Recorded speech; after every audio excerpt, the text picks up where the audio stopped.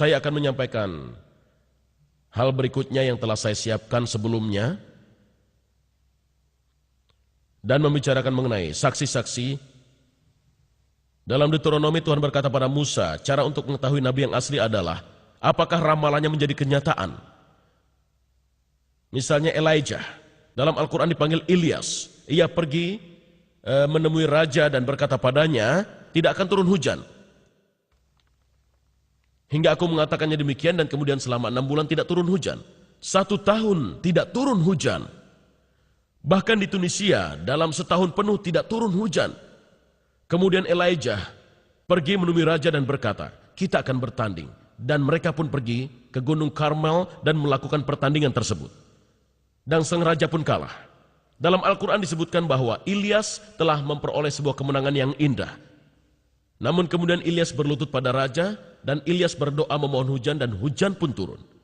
Elijah adalah saksi pertama ketika ia berkata tidak akan turun hujan hingga aku mengatakannya demikian. Ia adalah saksi pertama. Contoh lainnya adalah Yesaya 750 sebelum Masehi. Pada saat itu kaum Yahudi diasingkan dan Yesaya meramalkan bahwa kaum Yahudi akan dikirim ke pengasingan. Dan kemudian Sirus akan memulangkan kembali kaum Yahudi. Siapakah Sirus? 250 tahun kemudian Sirus, Raja Persia yang menyembah berhala, memulangkan kaum Yahudi kembali ke Israel. Kembali ke Palestina.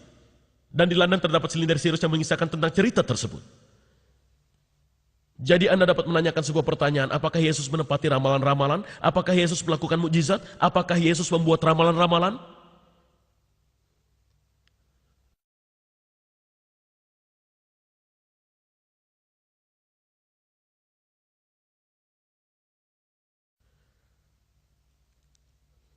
Kita akan melakukan penelitian matematis pada ramalan-ramalan yang disebut teori probabilitas atau peluang. Dan kita akan menghitung kemungkinan ramalan-ramalan tersebut dapat menjadi kenyataan dengan hanya kebetulan. Suatu contoh dari hal ini adalah, misalkan Dr. Naik mempunyai 10 kaos dan saya tahu dia mempunyai sebuah kaos merah. Dan saya berkata, besok ia akan memakai kaos merah. Dan besoknya dia memakainya. Jadi kemudian saya berkata, saya seorang nabi. Semua teman saya berkata, tidak, hal itu hanya kebetulan.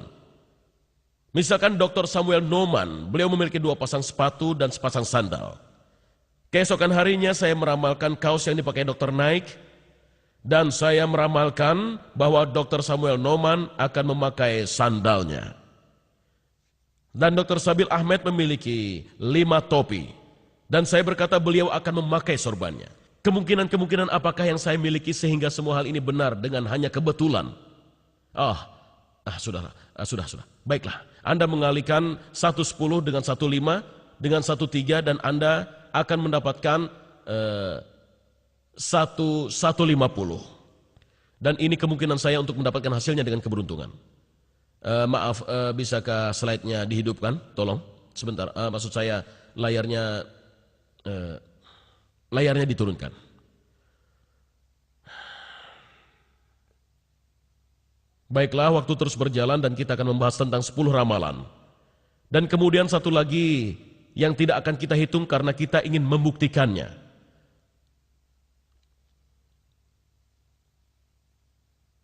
Ramalan yang pertama adalah ramalan dalam Jeremia. Ramalan dalam Jeremia pada 600 sebelum Masehi bahwa Mesias haruslah berasal dari keturunan David. Hari-hari itu datang, kata Tuhan, ketika aku akan mengangkat seorang teman yang adil bagi David. Seorang raja yang akan memerintah dengan bijaksana dan melaksanakan apa yang adil dan benar di negeri tersebut, dan ia akan dipanggil Raja Yehowa atau keadilan. Dan kenyataannya terjadi pada bulan ke-6, malaikat Gabriel diutus Tuhan kepada Mary.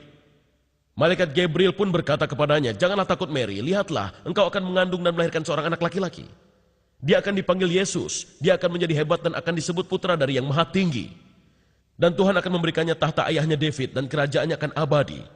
Dan malaikat Gabriel berkata pada Mary, yaitu Roh Kudus akan datang padamu dan kekuatan dari yang maha tinggi akan melindungimu.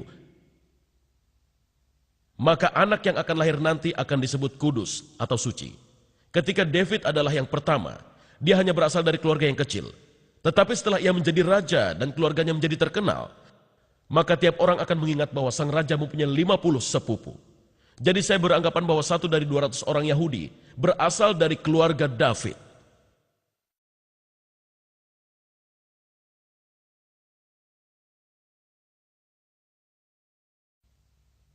Ramalan yang kedua adalah pemimpin abadi akan dilahirkan di Bethlehem. Mikah pada 750 sebelum Masehi.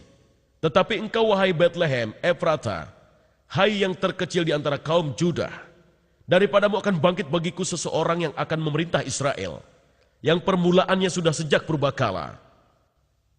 Dan kenyataannya meskipun Yosef dan Mary tinggal di Nazaret karena perintah Kaisar Agustus, Yosef harus membawa Mary ke Bethlehem, kota kelahiran Yosef.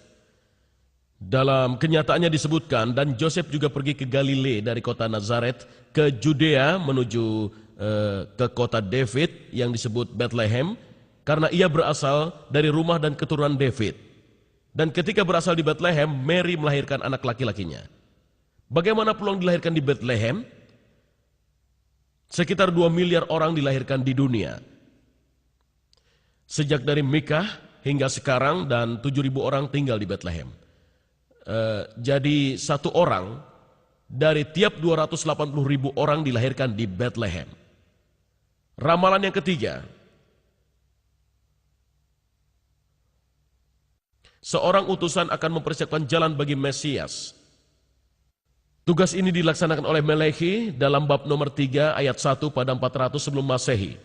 Lihatlah aku menyuruh utusanku supaya ia mempersiapkan di hadapanku. Dengan mendadak Tuhan yang kau cari itu akan masuk ke bait-Nya.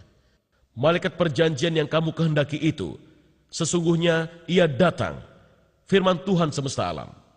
Kenyataannya, pada keesokan harinya, John the Baptist, Yahya bin Zakaria melihat Yesus datang kepadanya dan berkata, lihatlah anak domba Allah yang akan menghapus dosa dunia. Dialah yang kumaksud ketika kukatakan, kemudian daripadaku akan datang seseorang yang telah mendahuliku, sebab dia telah ada sebelum aku. Dan di Al-Quran juga ada, yaitu di surat Ali Imran ayat 39-45, ketika surat itu menyebutkan bahwa Yahya akan datang menyaksikan kebenaran firman Tuhan, yang namanya adalah Yesus Kristus, putra dari Mary. Berapa banyak pemimpin yang memiliki seorang pendahulu? Memang sulit disebutkan. Saya menetapkan 1 orang dari 1.000 orang adalah pemimpin yang memiliki pendahulu.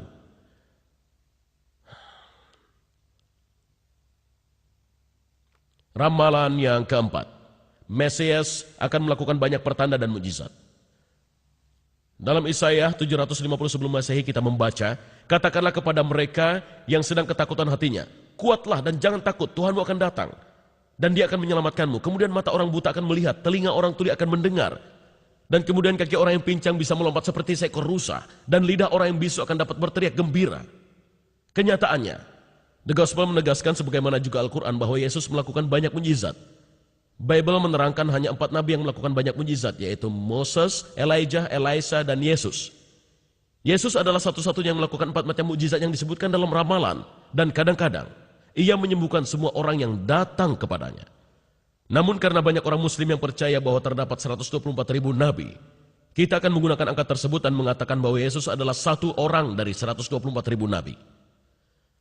Ramalan kelima, di samping pertanda-pertanda tersebut, saudara laki-lakinya memusuhinya. Dalam syair David pada 1000 sebelum Masehi, ia berkata, aku telah menjadi orang asing bagi saudara laki-lakiku, seseorang yang asing bagi putra ibuku. Dan John memberikan kenyataannya. Lalu saudara laki-lakinya berkata kepadanya, pergilah dari sini dan pergilah ke Judea, karena saudara laki-lakinya tidak percaya padanya. Pertanyaan yang muncul, 1 dari berapa banyak pemimpinkah yang mengetahui bahwa keluarganya memusuhinya? Memang banyak raja yang dijatuhkan oleh keluarganya sendiri. Sehingga kita akan berkata 1 dari 5 atau 2 dari 10 pada kekuatan pertama.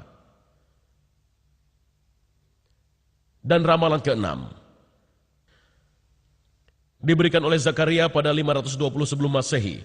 Bersorak-soraklah dengan nyaring, hai putri Sion. Bersorak-sorailah, wahai putri Yerusalem. Lihat rajamu datang kepadamu, ia adil dan jaya. Ia lemah lembut dan mengendarai seekor keledai.